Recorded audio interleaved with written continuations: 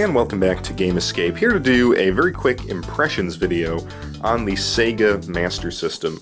Over the weekend I actually went to some garage sales, and I've been trying to do that because collectors of all sorts of things have told me that, you know, if you really want to build your collection and save some money, you have to look at things like garage sales and Craigslist and stuff like that. So I was on Craigslist, saw a listing for a garage sale, and the guy had a number of sort of household items and art and some action figures, and then he listed Sega.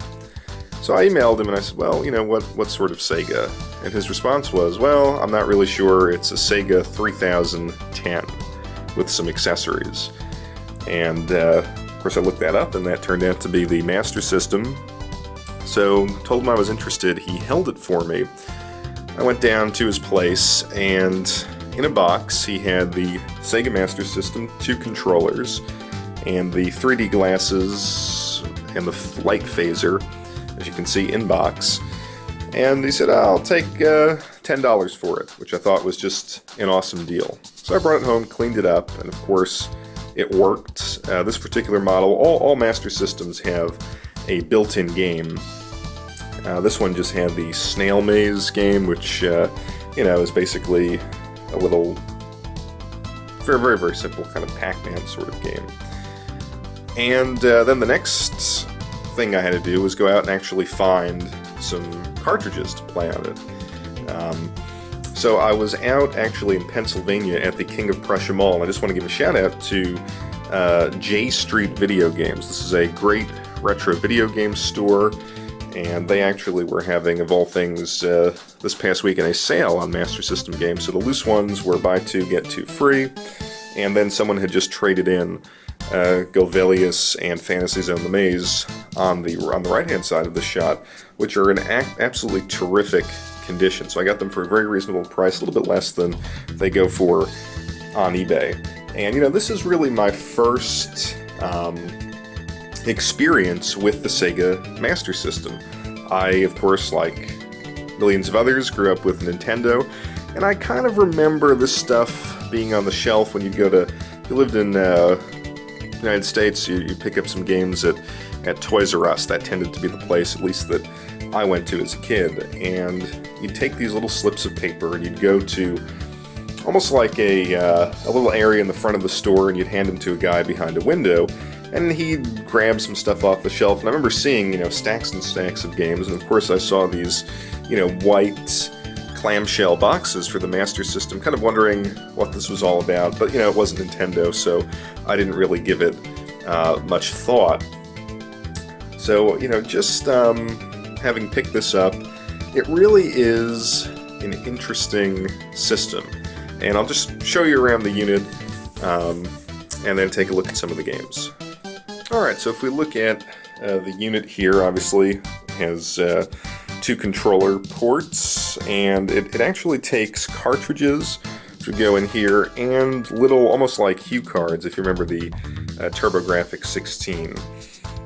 Most people have pointed out that has a very odd feature. The pause button is actually on the top of the unit, and then you have the reset button. If we swing it around here, try to do this, look at the back, kind of zoom in here, it has RF adapter, standard power, channel selector, but it also has the Sega Genesis AV output. And I have to say, you know, I don't know when this system was last turned on, but I stuck in the Genesis composite AV adapter, and the picture is crystal clear on this unit, so I was really surprised by that.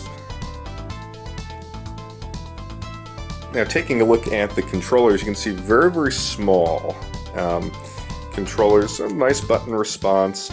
The D-pad, though, is sorely lacking. It seems like it's an 8-direction D-pad, but it does not function that way, at least in the games that I have here on the table. It doesn't necessarily feel bad. I mean, it fits, you know, it fits snugly in your hand. It's not really a bad feeling. The start button actually is the the one button, but, you know, it was, I think, inferior to the NES controller. Actually, the interesting thing is that the controller ports will actually accept Sega Genesis controllers. So you can actually plug the 6-button Genesis controller in, which I think had a really, really great thumb pad, and kind of correct that control issue that way. So just some quick impressions on the games I picked up. Got a game called Maze Hunter 3D that works with the 3D glasses, and I was really blown away by how good that game looked in 3D. I'm sure back in, whenever that game came out, 87 or 88, you know, to play that at that time was probably mind-blowing. It was really, really impressive. Haven't tried the light phaser because none of these games actually utilize it, but it's in really nice condition. Hope to use it someday. Picked up R-Type, and I was never really good at R-Type or side-scrolling shooters, but it was actually pretty impressive if I think back to, you know, the way SNES games looked. Really, you know, this was, I think, a step forward as far as graphics go.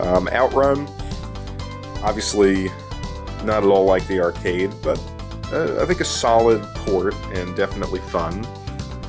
And then Fantasy Zone: The Maze, kind of a cool Pac-Man-like game. The little bits that you pick up are actually currency, and you can use that in a given stage to buy power-ups and different sorts of weapons with which you can shoot the on-screen enemies. Pretty challenging and actually pretty fun as a two-player game.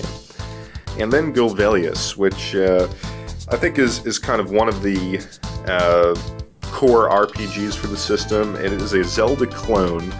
Tries to do a lot of different things at once. The overworld is very much Zelda-like, you know, a top-down perspective. The dungeons, some of which, there are really two types of dungeons. You have side-scrolling dungeons, and then you have almost like vertically scrolling type of dungeons. It's a really, really nice looking game for the time. The controls, though, at least thus far, are very, very finicky. Again, the control pad on the system makes it seem like you've got 8 directions, but you really, really have to think about where you're placing your character. And it seems like you can be hit really from any direction, but you have to very, very precisely aim your sword to take out the enemies. So it's really tough. I haven't gotten too far into it, but I'm going to obviously be playing this quite a bit over the next couple of days. It's a fun, it's a fun system. $10, I think, is a really, really cool price. Wasn't successful here in North America, although interestingly, as far as the hardware goes, this is basically the hardware that was in the Sega Game Gear. But, I'm really, really having fun discovering this system, and for $10, it could not be beat. So thank you for watching Game Escape, and I'll be back shortly with a new video.